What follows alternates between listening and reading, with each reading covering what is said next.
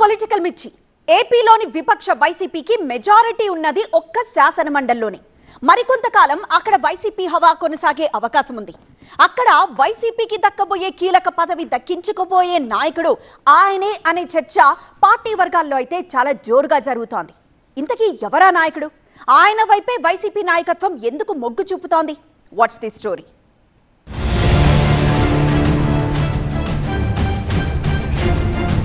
AP అసెంబ్లీలో కూటమిదే పూర్తి ఆధిపత్యం. కానీ శాసన మండలిలో మాత్రం ఇప్పటికీ వైసీపీదే మెజారిటీ. కొందరు వైసీపీ ఎమ్మెల్సీలు తమ పదవులకు రాజీనామాలు చేసినా మండలి చైర్మన్ దగ్గర అవి పెండింగ్ లో ఉన్నాయి. దీంతో ఇప్పటికీ టెక్నికల్ గా మండలిలో వైసీపీ బలమే ఎక్కువగా ఉంది. ఇక త్వరలోనే మండలి డిప్యూటీ చైర్మన్ గా జకియా ఖానం పదవీకాలం ముగుస్తుండటంతో ఆ పదవి ఎవరికి దక్కుతుందనే అంశంపై ఆసక్తి నెలకొంది. సంఖ్యాపరంగా చూస్తే సభలో వైసీపీ సభ్యుల సంఖ్య ఎక్కువగా ఉండడంతో ఆ పదవి వైసీపీ సభ్యుడికే దక్కే అవకాశాలు ఉన్నాయి. దీంతో వైసీపీ తరపున మండలి డిప్యూటీ చైర్మన్ రేసులో తూమాటి మాధవరావు అందరికంటే ముందున్నారనే చర్చ జరుగుతోంది. ఈ పదవి కోసం వైసీపీ నాయకత్వం కూడా ఆయన వైపే మొగ్గు చూపుతోందని తెలుస్తోంది.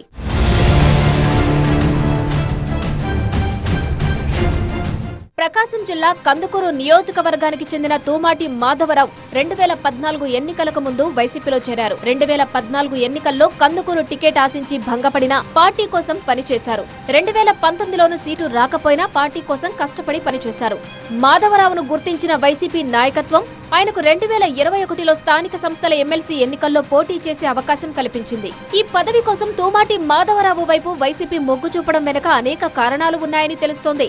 వైసీపీ కమ్మ సామాజిక వర్గానికి వ్యతిరేకమనే ప్రచారాన్ని టీడీపీ ప్రజల్లోకి బలంగా తీసుకెళ్లింది. ఈ ప్రచారాన్ని తిప్పికొట్టాలని భావిస్తున్న వైసీపీ నాయకత్వం ఇందుకోసం మండలి డిప్యూటీ చైర్మన్ పదవి ఎంపికను వినియోగించుకోవాలని అనుకుంటున్నట్టు తెలుస్తోంది. అయితే వైసీపీ నాయకత్వం కేవలం సామాజిక వర్గం కోణంలో తూమాటి పేరును పరిశీలించడం లేదనే చర్చ కూడా సాగుతోంది. కూటమి అధికారంలోకి వచ్చిన తర్వాత అనేక మంది నేతలు కూటమిలోని వివిధ పార్టీల వైపు చూశారు. కానీ పలువురు ఎమ్మెల్సీలు మాత్రం జగన్ వెంటే తమ రాజకీయ ప్రయాణమని తేల్చేశారు. అలాంటి నాయకుల్లో తూమాటి మాధవరావు గురించి ప్రత్యేకంగా చెప్పుకోవాలి. 2021లో వైసీపీ తరపున ఎమ్మెల్సీగా అవకాశం దక్కించుకున్న మాధవరావు అప్పటి నుంచి రాజకీయాల్లో క్రియాశీలకంగానే కొనసాగుతున్నారు. ముఖ్యంగా వైసీపీ అధికారం కోల్పోయిన తర్వాత పార్టీ వాదనను బలంగా వినిపించడంలో ముందుంటున్నారనే వాదన ఉంది.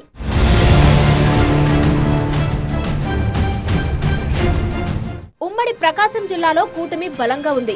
అలాంటి పరిస్థితుల్లోనూ వైసీపీ తరపున యాక్టివ్ గా తన వాయిస్ వినిపిస్తున్నారు మాధవరావు. గత 2 ఏళ్లుగా మండలి లోపల బయట అధికార కూటమిని ఎదుర్కోవడంలో కీలకంగా వ్యవహరిస్తున్నారు. పార్టీ తరపున అనేక అంశాల్లో మాట్లాడుతూ అధికార పార్టీని టార్గెట్ చేసేందుకు ప్రయత్నిస్తున్నారు. మండలిలో అధికార పార్టీకి ధీటైన జవాబు ఇచ్చే వైసీపీ నాయకుల్లో తాను కూడా ఒకడినని గుర్తింపు తెచ్చుకున్నారు. ఆ రకంగా వైసీపీ నాయకత్వం నమ్మదగిన నాయకుడి జాబితాలో చేరిపోయారు.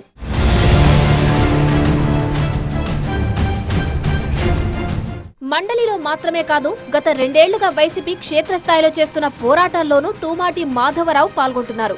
ఇండోసెల్ కంపెనీ కోసం కరేడు ప్రాంత రైతుల నుంచి బలవంతపు భూసేకరణ చేపట్టవద్దంటూ ప్రముఖంగా ఆందోళన చేశారు.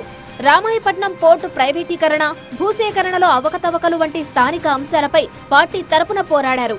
తిరుమల లడ్డూ వ్యవహారం, మెడికల్ కాలేజీల ప్రైవేటీకరణకు వ్యతిరేకంగా వైసీపీ చేపట్టిన పోరాటంతో పాటు ప్రకాశం జిల్లాలో పార్టీ చేపట్టిన కార్యక్రమాల్లో తన వంతు పాత్ర పోషిస్తూ ముందుకు సాగుతున్నారు.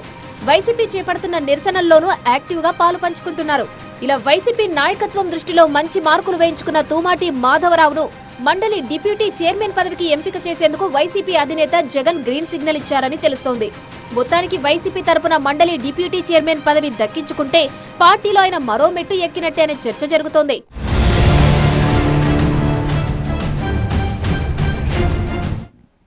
ఇంటింటికి టీడీపీ కార్యక్రమం ప్రారంభమైంది.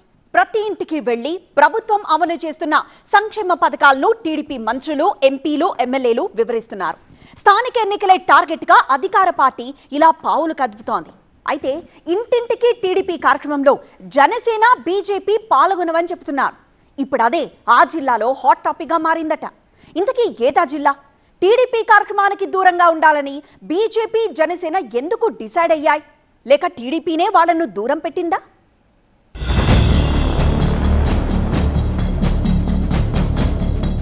ఏపీలో సాధారణ ఎన్నికలకు మరో 3 ఏళ్ల సమయం ఉండగానే తిరిగి అధికారం చేజెక్కించుకునేందుకు ఇప్పటి నుంచే టీడీపీ పావులు కదుపుతోందని సమాచారం. దానిలో భాగంగా రాబోయే స్థానిక సంస్థల ఎన్నికలను రిఫరెండంగా తీసుకొని కూటమి 2 ఏళ్ల పాలనలో జరిగిన అభివృద్ధి సంక్షేమ కార్యక్రమాలను ప్రజల్లోకి తీసుకువెళ్లేందుకు టీడీపీ శ్రేణులు సమాయత్తమవుతున్నాయి. ఉమ్మడి ప్రకాశం జిల్లాలోని అన్ని నియోజకవర్గాల్లో ప్రతి ఇంటికి వెళ్లి కరపత్రాలు అందించి ప్రభుత్వం చేసిన అభివృద్ధి సంక్షేమం గురించి వివరిస్తారు. పోలవరం ప్రాజెక్టు, అమరావతి రాజధాని నిర్మాణ పనుల పురోగతిపై ప్రజలకు వివరించనున్నారు టీడీపీ నేతలు. తల్లికి వందనం పథకంతో పాటు పల్లె పండుగ కింద గ్రామీణ ప్రాంతాల్లో రోడ్లు, ఎంఎస్ఎంఈ పార్కులు, సంక్షేమ హాస్టళ్లలో వసతుల కల్పన, టిట్కో ఇళ్లను లబ్ధిదారులకు అందించడం, పూర్తికాని ఇళ్లకు సంబంధించి కట్టిన డబ్బును వెనక్కి ఇవ్వడం లాంటి వాటిపై ప్రజల్లో అవగాహన పెంచి టీడీపీకి సానుకూల వాతావరణం కల్పించడమే లక్ష్యంగా ఆ పార్టీ శ్రేణులు కదులుతున్నాయట. మరోవైపు ఉమ్మడి ప్రకాశం జిల్లాలో వెలిగొండ ప్రాజెక్టు నిర్మాణం పూర్తి చేసి సాగునీరు అందించే ప్రణాళిక, అలాగే మార్కాపురం ప్రాంతాన్ని జిల్లాగా ఏర్పాటు చేయడం వంటి అంశాలను ప్రజల్లోకి బలంగా తీసుకువెళ్లి పార్టీ ఇమేజ్ పెంచేలా టీడీపీ నేతలు ప్రణాళికలు సిద్ధం చేసుకున్నట్టు తెలుస్తోంది. ఇక ఉమ్మడి జిల్లాలో ఇంటింటికి టీడీపీ కార్యక్రమం కోసం క్లస్టర్ ఇన్ఛార్జీలను రంగంలోకి దించారు. ఈ కార్యక్రమంలో మాజీ కార్పొరేటర్, మాజీ కౌన్సిలర్, ఎమ్మెల్యే, మాజీ సర్పంచులు, ఎంపీ, ఎమ్మెల్సీలు ప్రజలతో మమేకమవుతారు. ఈ మేరకు నియోజకవర్గాల వారీగా కరపత్రాలను ముద్రించి రాష్ట్ర పార్టీ పంపింది.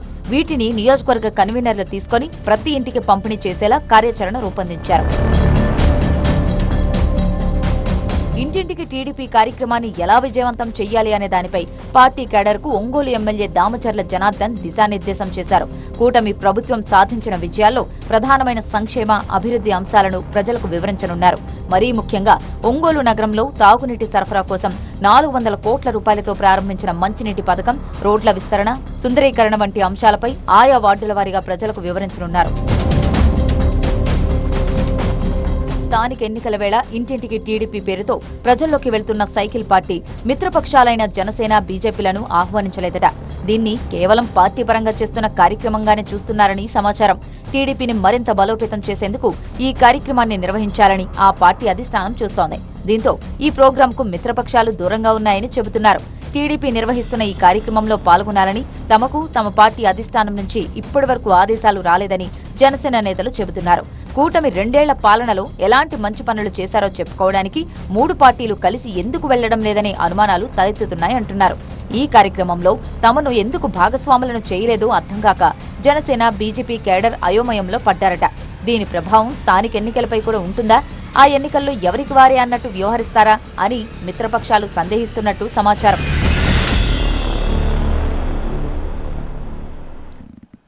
కాంగ్రెస్ అంటేనే కలహాల కాపురం, గ్రూప్ రాజకీయాలకు కేర్ ఆఫ్ అడ్రస్ అని చెప్తారు. అయితే ఆ జిల్లాలో మాత్రం అంతకు మించి అన్నట్లుగా ఉందట పరిస్థితి. పార్టీలో పాత కొత్త నేతల మధ్య పచ్చగడ్డి వెయ్యకుండానే భగ్గుమెనేలా పరిస్థితులు మారాయట. పార్టీ అధికారంలోకి వచ్చిందన్న మాటే కానీ పదవులు మాత్రం గోడ దూకొచ్చిన కొత్త నేతలకే కట్టబెడుతున్నారంటూ పాత నేతలు అగ్గి మీద గుగ్గిలమవుతున్నారని టాక్. మండలాధ్యక్ష పదవుల విషయంలో మంటలు చెలరేగుతున్నాయి. డీసీసీ ఏకపక్ష నిర్ణయాలతో పదవుల పంపకాల్లో కిరికిరి జరుగుతోందంటున్నారు పాత నేతలు. ఇంతకీ ఏదా జిల్లా, ఎవరా డీసీసీ?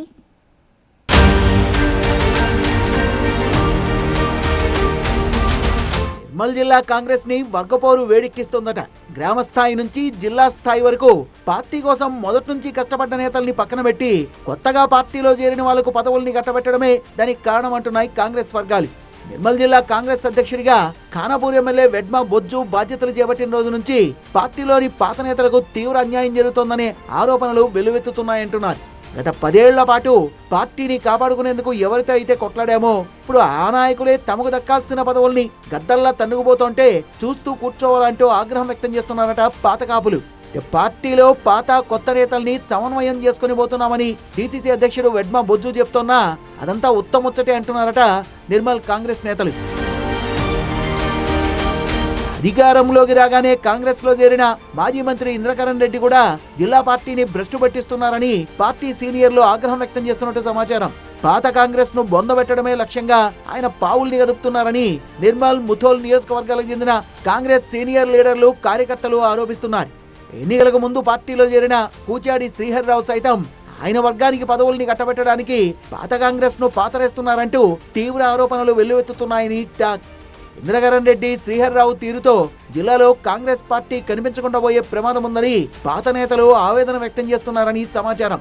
జిల్లా వ్యాప్తంగా చేపట్టిన మండలాధ్యక్షుల ఎంపికే దీనికి ఉదాహరణగా చూపిస్తున్నారట వాళ్ళు.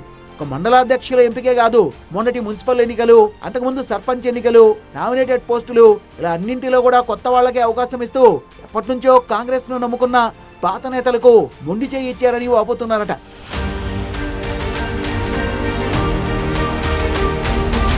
నిర్మల్ డీసీసీ అధ్యక్షుడిగా కొనసాగుతున్న ఎమ్మెల్యే వెడ్మ బొజ్జుకు జిల్లాపై పట్టే లేదని, ఇంద్రకరణ్ రెడ్డి, శ్రీహర్రావుల్ని ప్రసన్నం చేసుకునేందుకు పాత నేతల్ని బలి చేసి పార్టీలు మారుచ్చిన నేతలకు ఆయన పట్టం కడుతున్నారంటూ కాంగ్రెస్ సీనియర్లు వాపోతున్నట్టు సమాచారం. నిర్మల్లో 7 మండలాలుండగా 6 మండలాధ్యక్ష పదవుల్ని వేరే పార్టీల నుంచి వచ్చిన వాళ్ళకే కట్టబెట్టారు. ముథోల్ నియోజకవర్గంలో కూడా సగానికి పైగా పదవుల్ని కొత్త వాళ్లకే కట్టబెట్టారట. ఖానాపూర్లో అయితే స్థానిక ఎమ్మెల్యేనే డీసీసీ కావడంతో ఆయన ఆడింది ఆట, పాడింది పాట అన్నట్టుగా మారిందని విమర్శలు వినిపిస్తున్నాయి. ఇదేంటని వెడ్మ బొజ్జును పార్టీ శ్రేణులు నిలదీస్తే, సీనియారిటీని బట్టి పదవులు ఇవ్వాలని రూలుందా? బలం బలగం లేకుంటే పదవులు ఇవ్వడం కుదరదని, ఏదో ఒక బలమైన నేత వర్గంలో చేరిపోండంటూ ఉచిత సలహా ఇచ్చారని నేతలు గుడుక్కుంటున్నారట. విసిగి వేసారిపోయిన ద్వితీయ శ్రేణి నేతలు టీపీసీసీని కలిసి తమ గోడు వెళ్లబోసుకోవాలని ఫిక్స్ అయినట్టు తెలుస్తోంది. అవసరమైతే తెలంగాణ కాంగ్రెస్ ఇన్ఛార్జ్ మీనాక్షి నటరాజన్ను కలిసి పాత కాంగ్రెస్ ను కాపాడాలని విజ్ఞప్తి చేసేందుకు రెడీ అవుతున్నారట వాళ్ళు. 2 ఏళ్ల క్రితం ఒక నిర్ణయం తీసుకున్న ఆ ఎమ్మెల్యే ఇప్పటికీ అదే నిర్ణయానికి కట్టుబడున్నారు. మిగతా ఎమ్మెల్యేలు, ఎంపీలంతా నడుస్తున్న దారిలో తాను నడిచేది లేదని ప్రభుత్వానికి స్పష్టం చేశారు. అన్నీ ఓకే, కానీ ఆ సౌకర్యం మాత్రం తనకు వద్దన్న ఎమ్మెల్యే క్లిష్ట సమయంలోనూ తన నిర్ణయాన్ని ఏమాత్రం మార్చుకోలేదు. సాధారణంగా ఇలాంటి నిర్ణయాలు తీసుకునే ఎమ్మెల్యేలు వారానికో నెలకో తమ మనసు మార్చుకుంటారు. కానీ ఆ ఎమ్మెల్యే ఇన్నేళ్లు అదే నిర్ణయానికి ఎందుకు కట్టుబడున్నట్లు? ఎమ్మెల్యే, ఎంపీ అంటేనే భద్రతతో కూడిన హడావుడుంటుంది. కానీ శ్రీకాకుళం జిల్లాకు చెందిన కూన రవికుమార్ మాత్రం ఈ విషయంలో కాస్త భిన్నమైన దారిలో ముందుకు సాగుతున్నారు. గత ఎన్నికల్లో కూటమి ప్రభుత్వం అధికారంలోకి వచ్చినప్పటి నుంచే ఆయన గన్మెన్లను తిరస్కరించారు. వ్యక్తిగత భద్రత కోసం ప్రభుత్వం నియమించిన గన్మెన్లు తనకు అవసరం లేదని ప్రభుత్వానికి తేల్చి చెప్పారు. తనకి ప్రభుత్వం కేటాయించిన గన్మెన్లని కూన రవికుమార్ ఎందుకు తిరస్కరించారు? దీని వెనుకున్న కారణమేంటి అంటూ అప్పట్లో పొలిటికల్ సర్కిల్స్ లో పెద్ద చర్చ నడిచింది. 2024 ఎన్నికల్లో కూటమి శ్రీకాకుళం జిల్లాలో క్లీన్ స్వీప్ చేసిన తర్వాత టీడీపీ సీనియర్ నాయకుడు అయిన కూన రవికుమార్ కి మంత్రి పదవి వస్తుందని చాలా మంది అనుకున్నారు. దీనికి తోడు ఉమ్మడి శ్రీకాకుళం జిల్లాలోని 10 నియోజకవర్గాలలో ఈసారి 6 ఎమ్మెల్యేలు కూటమి తరపున మొదటిసారి గెలుపొందిన వారే కావడంతో రవికుమార్ కేబినెట్ బెర్త్ అవకాశాలు మరింత మెరుగయ్యాయని భావించారు. జిల్లా నుండి రాష్ట్ర కేబినెట్ లో స్థానం పొందే వారిలో మొదట వినిపించే పేరు అచ్చెన్నాయుడు. కానీ అదే కుటుంబం నుంచి రామ్మోహన్ నాయుడుకి అప్పట్లో కేంద్ర కేబినెట్ లో స్థానం దక్కడంతో ఇక అచ్చెన్నాయుడు రాష్ట్ర కేబినెట్ లోకి తీసుకోరని అంతా అనుకున్నారు. సీనియారిటీ, జిల్లాలో బలమైన సామాజిక వర్గాలలో ఒకటిగా ఉన్న కళింగ సామాజిక వర్గానికి చెందిన వ్యక్తిగా కోన రవికుమార్ కి జిల్లా నుంచి మంత్రి పదవి దక్కుతుందన్న వాదనలు వినిపించాయి. కానీ అందరి అంచనాలు తలకిందులు చేస్తూ సీఎం చంద్రబాబు అచ్చెన్నాయుడికే మంత్రి పదవి కట్టబెట్టారు. జిల్లాలో ఒకే కుటుంబానికి చెందిన అబ్బాయి బాబాయిలకు కేంద్ర రాష్ట్ర మంత్రి పదవులు దక్కడం పలువురు టీడీపీ నేతలకు నిరాశ కలిగించింది. ఈ దశలో కోన రవి అనుచరులు, కళింగ సామాజిక వర్గ పెద్దలు కోన రవికి మంత్రి పదవి దక్కకపోవడంపై అప్పట్లో అసహనాన్ని వ్యక్తం చేశారు. అదే సమయంలో కోన రవికుమార్ ప్రభుత్వం తనకు కేటాయించిన గన్మెన్లను తిరస్కరించడంతో మంత్రి పదవి దక్కలేదన్న అలకతోనే ఈ నిర్ణయం తీసుకున్నారని రాజకీయ వర్గాల్లో గుసగుసలు వినిపించాయి. అయితే కోన రవి మాత్రం తనకు ఎవరిపైనా కోపం, అలక లేదని, తాను నిత్యం ప్రజల మధ్యలో ఉండే మనిషినని, కాబట్టి తనకి ప్రజలు, కార్యకర్తల మధ్యలో గన్మెన్లు అడ్డుగా ఉండకూడదన్న ఉద్దేశంతోనే గన్మెన్లను తిరస్కరించారని అప్పట్లో వివరించారు. 2014లో కూడా కోన రవికుమార్ ఎమ్మెల్యేగా గెలుపొందారు. ప్రభుత్వ విప్ గాను పనిచేశారు. మరి అప్పట్లో ఆయనకు గన్మెన్లు ఉన్నారు కదా, గన్మెన్లతో అప్పుడు లేని సమస్య ఇప్పుడే ఎందుకు వచ్చిందన్న ప్రశ్నలు కూడా వినిపించాయి. అయితే అప్పుడు గన్మెన్లతో ఇబ్బందులొచ్చాయి కాబట్టే ఈసారి గన్మెన్లని కోన రవికుమార్ దూరం పెట్టారన్నది ఆయన అనుచరుల వాదన. ఏది ఏమైనప్పటికీ ప్రభుత్వం ఏర్పడి 2 ఏళ్లు గడిచినా ఇప్పటికీ గన్మెన్ల విషయంలో తన నిర్ణయంలో ఎలాంటి మార్పు లేదంటున్నారు ఎమ్మెల్యే కూన రవికుమార్. కేంద్రం ఆపరేషన్ కగార్ చేపట్టిన సమయంలో ఎంపీలు, ఎమ్మెల్యేలు భద్రత విషయంలో జాగ్రత్తగా ఉండాలని ఇంటెలిజెన్స్ వర్గాలు ప్రజాప్రతినిధులను హెచ్చరించాయి. ఈ క్రమంలోనే కొందరు ప్రజాప్రతినిధులకి భద్రతను పెంచారు. కానీ రవికుమార్ మాత్రం వాటిని పెద్దగా ఖాతరు చేయకుండా తన పని తాను చేసుకుపోయారు. అప్పట్లో గన్మెన్లు ఉండాలని పోలీసు అధికారులు నచ్చజెప్పే ప్రయత్నం చేసినా సున్నితంగా మళ్లీ తిరస్కరించారు. ఒకవైపు గన్మెన్లు లేకుండానే ఎమ్మెల్యేగా తన నియోజకవర్గంలో విస్తృతంగా పర్యటించడంతో పాటు మరోవైపు పీయూసీ చైర్మన్ గా రాష్ట్ర వ్యాప్తంగా పర్యటిస్తూ జిల్లాల్లో సమీక్షలు, సమావేశాలు నిర్వహిస్తున్నారు కూన రవికుమార్. మరి తన పదవీకాలం మొత్తం ఆయన ఇదే పద్ధతిని ఫాలో అవుతారేమో చూడాలి. ఇప్పుడు ఎన్నికలు లేవు, అయినా అన్ని పార్టీల అగ్ర నేతలు ఎన్నికల ప్రచారాన్ని తలపించేలా ఆ నియోజకవర్గాన్ని చుట్టేస్తున్నారు. ఇప్పుడు అన్ని రాజకీయ పార్టీల ఫోకస్ ఆ నియోజకవర్గం పైనే ఉందంటున్నారు. కొద్ది రోజులుగా ఒకరి తర్వాత మరొకరు రాజకీయ నేతలు వరుస పర్యటనలు, సభలతో హోరెత్తిస్తున్నారు. సింగరేణి యాత్ర, ఆత్మీయ సమ్మేళనం, బాయిబాట ఇలా ఏదో ఒక పేరుతో దండయాత్ర మాదిరిగా పర్యటనలు చేస్తున్నారు. ఇంతకీ ఏదా నియోజకవర్గం, ఎందుకు హల్చల్? అసెంబ్లీ ఎన్నికల ఫలితాల తరువాత మరోసారి కొత్తగూడెం నియోజకవర్గంలో పొలిటికల్ హీట్ పెరిగింది. అన్ని పార్టీల నేతలు వరుస పర్యటనలు, సభలు, సమావేశాలు, ఆత్మీయ సమ్మేళనాలతో నియోజకవర్గాన్ని హోరెత్తిస్తున్నారు. కొత్తగూడెంపైనే అన్ని రాజకీయ పార్టీలు ఫోకస్ పెట్టాయి. ప్రస్తుతం ఏ ఎన్నికలు లేకపోయినా ఎన్నికల ప్రచారాన్ని తలపించేలా ఒకరి తరువాత మరొకరుగా నియోజకవర్గాన్ని నేతలు చుట్టేస్తున్నారు. కొద్ది రోజులుగా అధికార, విపక్షాలకు చెందిన నేతలు, మంత్రులు, ఎంపీలు, మాజీ మంత్రులు కొత్తగూడెంలో తమ పట్టు నిలబెట్టుకోవడానికి రకరకాలుగా ప్రయత్నాలు చేస్తున్నారు. అధికార కాంగ్రెస్ తో పాటు ప్రతిపక్ష బీఆర్ఎస్, బీజేపీ, కొత్తగా పుట్టుకొచ్చిన తెలంగాణ రక్షణ సేన రంగంలోకి దిగిపోయాయి. సింగరేణి ఇష్యూనే మెయిన్ ఎజెండాగా పెట్టుకుని ముందుకు సాగుతున్నారు. సింగరేణి గుర్తింపు కార్మిక సంఘ ఎన్నికల్లో పట్టు సాధించడానికి అన్ని పార్టీలు పావులు కదుపుతున్నాయి. బీఆర్ఎస్ సీనియర్ నేత మాజీ మంత్రి హరీష్ రావు సింగరేణి కార్మికులతో ఆత్మీయ సమ్మేళనం నిర్వహించారు.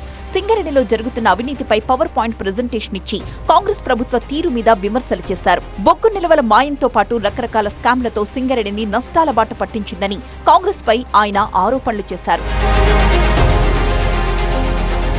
ఆ తర్వాత కేంద్ర మంత్రి కిషన్ రెడ్డి, బీజేపీ రాష్ట్ర అధ్యక్షుడు రామచంద్రరావు, ఆ పార్టీ ఎమ్మెల్యేలు సింగరేణి భరోసా యాత్ర పేరుతో కొత్తగూడెంలో పర్యటించి కార్మికులతో సభ నిర్వహించారు. తాడిచెర్ల 2 బొగ్గు బ్లాక్ ని టెండర్ లేకుండానే సింగరేణికి కేటాయించామని, ఆ క్రెడిట్ బీజేపీదే అన్నారు నేతలు. బీఆర్ఎస్, కాంగ్రెస్లు సింగరేణిని నష్టాల బాట పట్టించాయని, 54,000 కోట్ల బకాయిలు చెల్లించాలని బీజేపీ నేతలు విమర్శలు గుప్పించారు.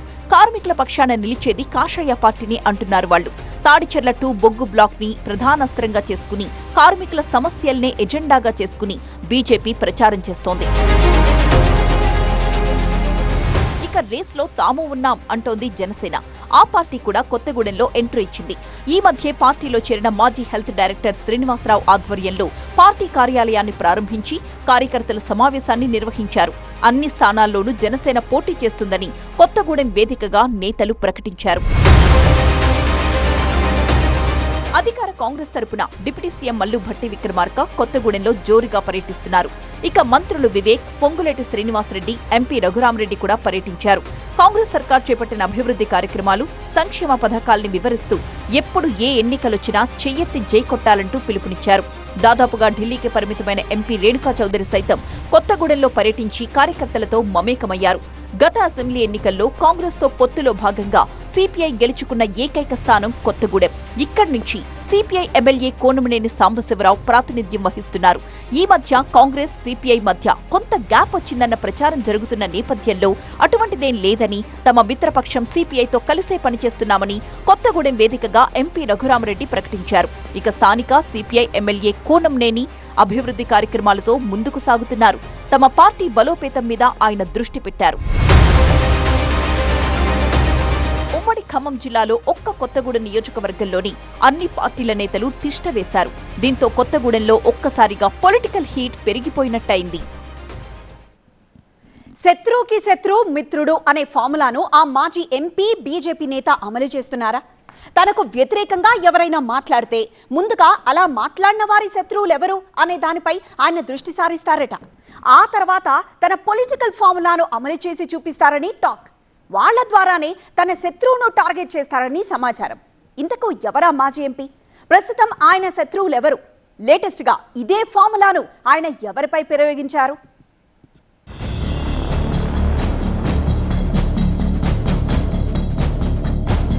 టీజీ వెంకటేష్ తెలుగు రాష్ట్రాల్లో పెద్దగా పరిచయం అక్కర్లేని నేత.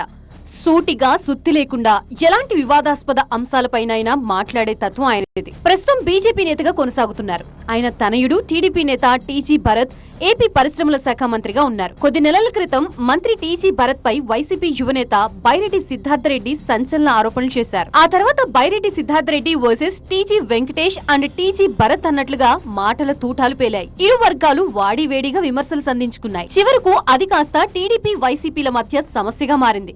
సిద్ధార్థరెడ్డిపై మంత్రి భరత్ నేరుగా పోలీస్ స్టేషన్లో ఫిర్యాదు చేశారు. దీంతో సిద్ధార్థపై కేసు నమోదవడం, ఆయన స్టేషన్ కి హాజరు కావడం చకచకా జరిగిపోయాయి.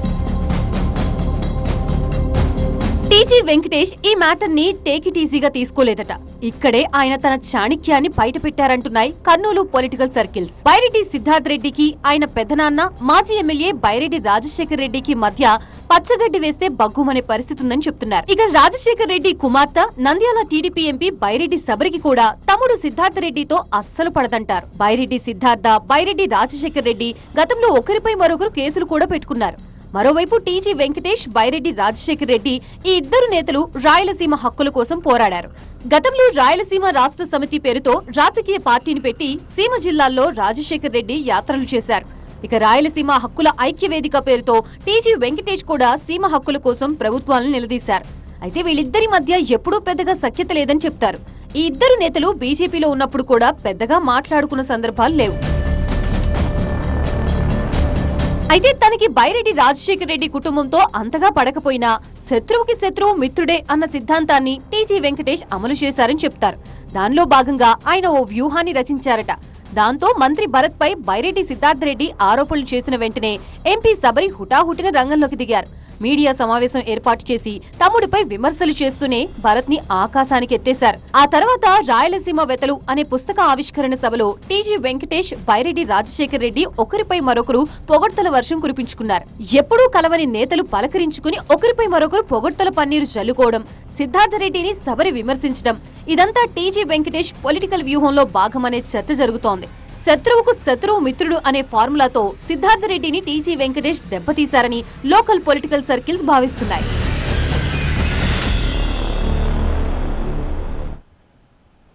చూడు, క్లీన్ స్వీప్ వైపే చూడు, రెండో వైపు చూడాలనుకోకు. బాలయ్య చెప్తున్న పొలిటికల్ డైలాగ్ ఇప్పుడు హిందూపురంలో రాజకీయంగా రీసౌండ్ ఇస్తోందట. హ్యాట్రిక్ విజయంతో దూసుకు వెళ్తున్న ఎమ్మెల్యే బాలకృష్ణ ఇప్పుడు హిందూపురం లోకల్ ఫైట్ కి రెడీ అవుతున్నారని టాక్. లోకల్ బాడీ ఎలక్షన్స్ లో క్లీన్ స్వీప్ చేసేలా బాలయ్య ఫోకస్ పెడుతున్నట్లు సమాచారం. హిందూపురం పర్యటనలో స్థానిక టీడీపీ నేతలతో ఇదే అంశంపై ఆయన చర్చించినట్లు చెప్తున్నారు. స్థానిక ఎన్నికల్లో 100% విక్టరీ కొట్టాలని బాలయ్య చూస్తూ ఉంటే అంతర్గత కుమ్ములాటలు, సీనియర్ లీడర్ల సస్పెన్షన్తో వైసీపీ కుములుతోందట. దీంతో హిందూపురంలో వార్ వన్ సైడ్ కానుందా?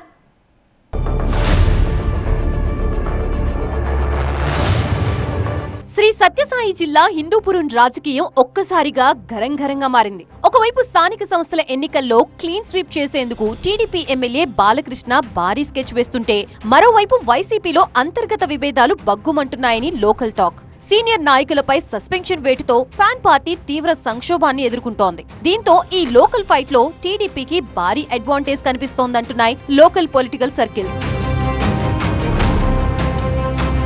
టీడీపీకి కంచుకోటగా ఉన్న హిందూపురంలో వైసీపీకి ఊహించని షాక్ తగిలింది. పార్టీ ప్రారంభం నుంచి కీలక పాత్ర పోషించిన సీనియర్ నాయకులు నవీన్ నిశ్చల్, కొండూరు వేణుగోపాల్ రెడ్డిపై వైసీపీ అధిష్టానం సస్పెన్షన్ వేటు వేయడంతో నియోజకవర్గంలో పార్టీ బలహీనపడటంతో పాటు క్యాడర్ డీలా పడ్డారనే చర్చ నడుస్తోంది. స్థానిక ఎన్నికలు సమీపిస్తున్న వేళ సీనియర్లు లేని లోటు వైసీపీలో స్పష్టంగా కనిపిస్తోందంటున్నారు. ఇది ఆ పార్టీకి పెద్ద మైనస్ గా మారే ప్రమాదం ఉందంటున్నారు విశ్లేషకులు.